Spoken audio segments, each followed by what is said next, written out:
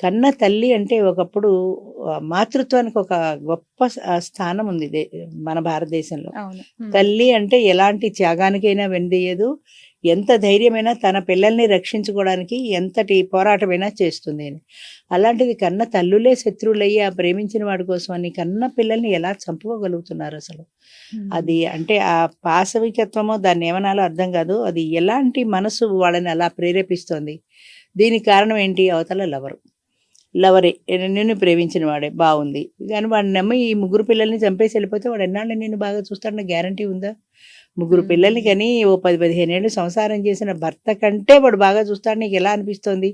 వాడి మాటలు విని అదేదో సినిమాలో సౌందర్య అంటుంది చూడు, రక్తంతో నాకు లవ్ లెటర్ రాశాడు తెలుసా అంటుంది.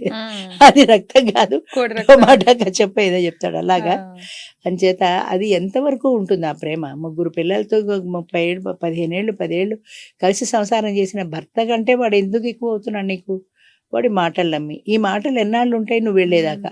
కొన్నాళ్ళ దాకా. ఆ తర్వాత జీవితాంతం చూస్తాడనే నమ్మకం నీకేంటి? అసలు ఎలా నమ్ముతున్నావు వాడిని?